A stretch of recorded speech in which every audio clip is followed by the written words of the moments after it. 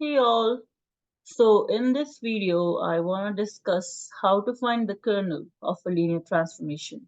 Now you see this word called range on the paper. Now before I dive into this topic, I must give you a refresher on what is the domain and range of a function, and I'll try to explain the kernel of a function. It doesn't really make sense, but that will help you understand how to find the kernel of a linear transformation, or what do we mean when we're trying to find the kernel.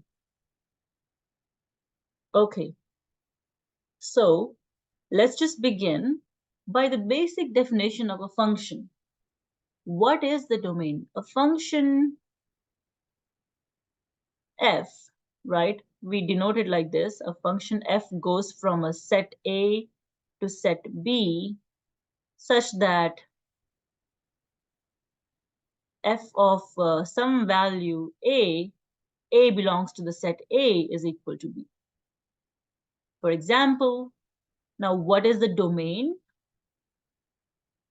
A belongs to the set A and B belongs to set B. A is called the domain and B is called the codomain. Now where does this term range comes from? So let me explain this with a little Venn diagram. Suppose your A is 1, 2, 3, and 4. And suppose your set B is A, B, C, D, and E. Okay? And your function f, is going to take elements from the domain, which is 1, 2, 3, 4. So I have 4 elements in the domain. And I have A, B, C, D, E. I have 5 elements in the codomain. And suppose my function is taking 1 to A, 2 to E, 3 to D, 4 to B. And this is how my function is operating. How do we write it? Mathematically, my function 1 is going to A, function value 2 is mapped to E, function value 3 is mapped to D, function value 4 is mapped to letter B. So there are three definitions that you have to be careful about. Domain of any function is the set of all inputs, which are 1, 2, 3, 4. The codomain is the set of all possible outputs.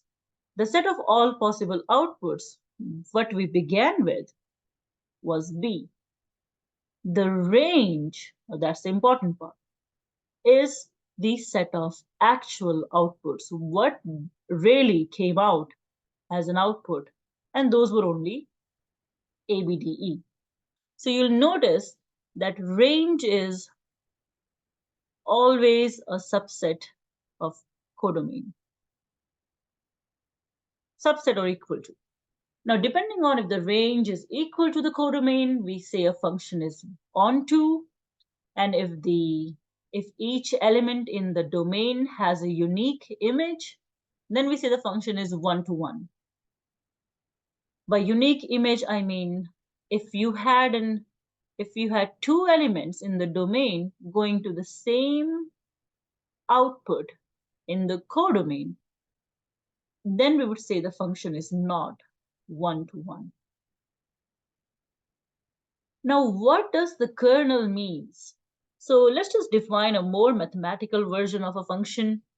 So suppose I had f going from the set of real numbers to, let's just say the set of integers. Okay, and I'm defining my function.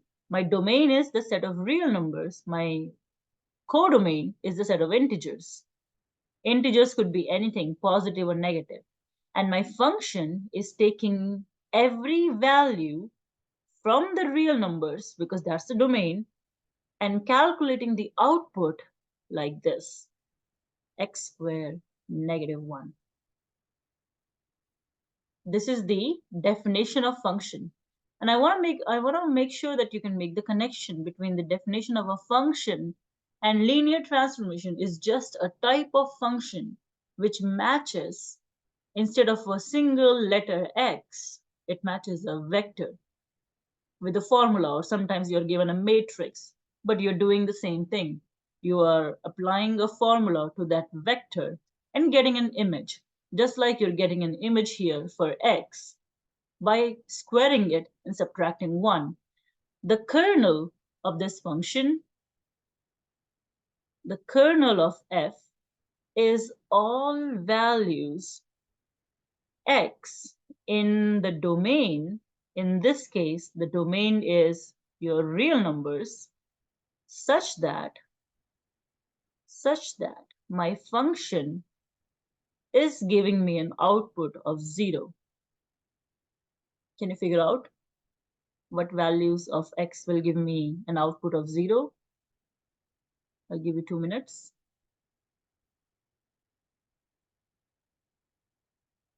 You could equate the output to 0, right? And solve for it. Kernel of f will have 2 values in it.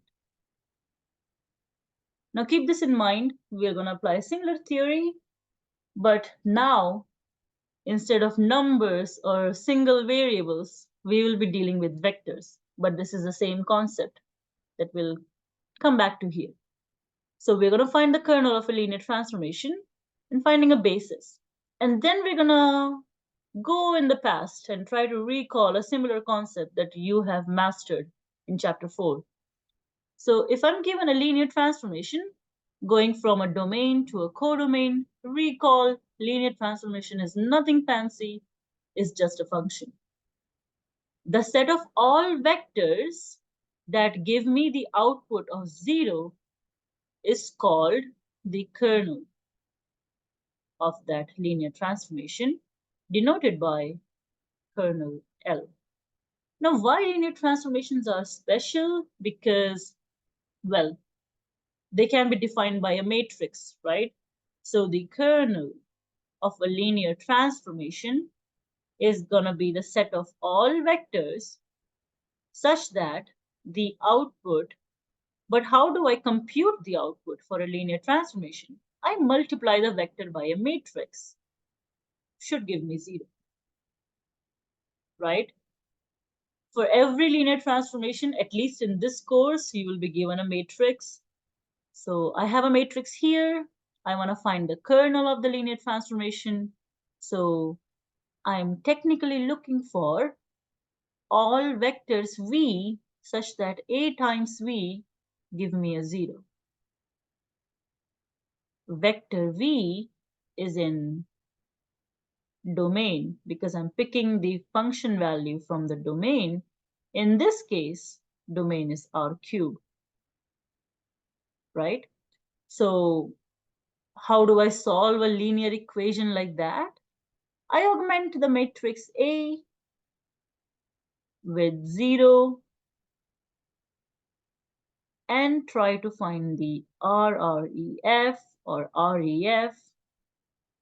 And when you do that, this will be right.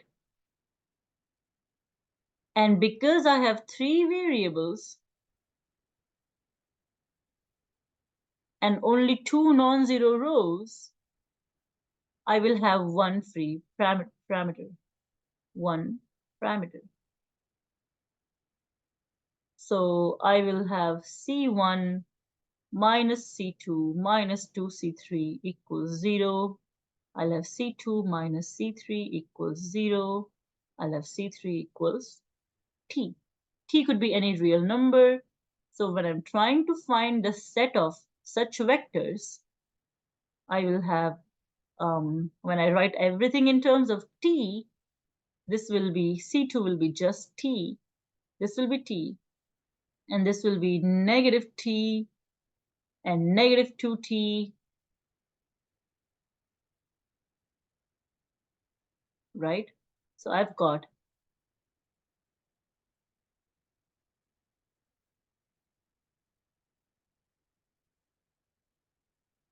Sorry, hold on. Why do I have a different answer here?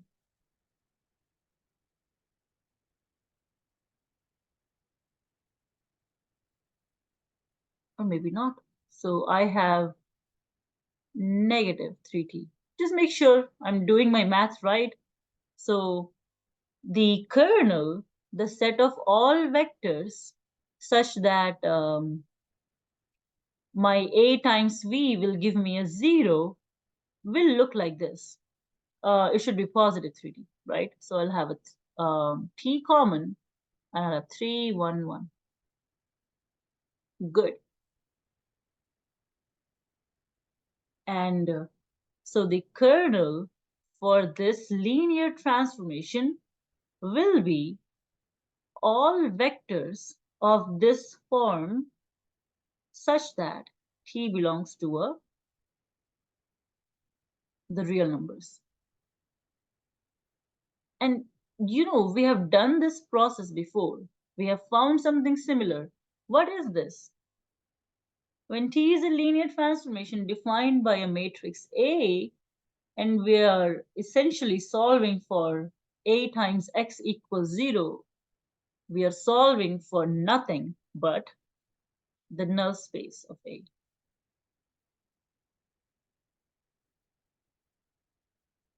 The kernel of a linear transformation L is actually just the null space. If you recall from chapter 4, this is exactly how we find the null space of a matrix.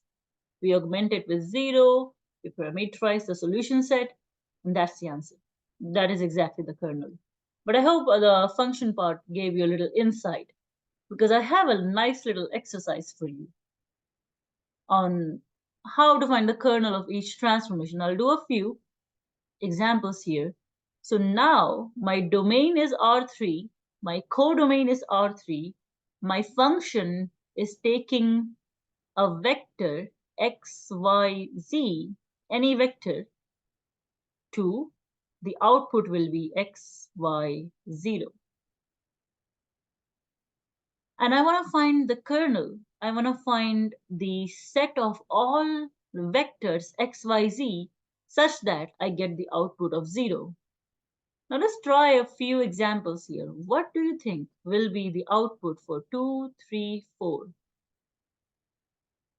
According to the formula of this linear transformation, it will be 2, 3, 0, right? The x maps to x, y maps to y, z goes to 0. What do you think will be the formula for negative 1, a, 4? Again, I will have negative 1, a, 0. So if I want the output, if I want an output of all zeros, I must have the input of 0, 0 in terms of x and y, right? That's the only way I'm going to get an output of zeros everywhere. The z does not really matter. So the kernel of this linear transformation will be zeros here and z there, right? The z could be anything, because that really doesn't matter. You could pick any number here, it would always map to 0. But the top two must be 0 to get a desired output. What if you had an identity transformation? Every vector maps to itself, and I want the output 0. What do you think I'll have to pick for my kernel? The kernel of the identity transformation is just the singleton, because the only vector that will give me 0 for this case is the 0 vector itself, right? And that's the only one.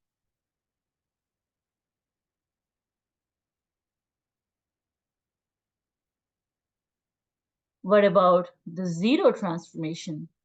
Now, this is a type of a function You have some random vectors, v1, v2, the zero vector, the cousin of v1, but the zero transformation is taking everything to 0. So the kernel is the set of everything that maps to a 0, but that's the entire set V. So for the 0 transformation, everything works. Kernel of T is every vector in V, in other words, the entire set V, right? Because no matter what you pick, you will get an output 0. And that's the definition of kernel. I hope it makes sense. We will be solving more examples on range and basis of kernel, basis of range of a linear transformation in the next video. Bye.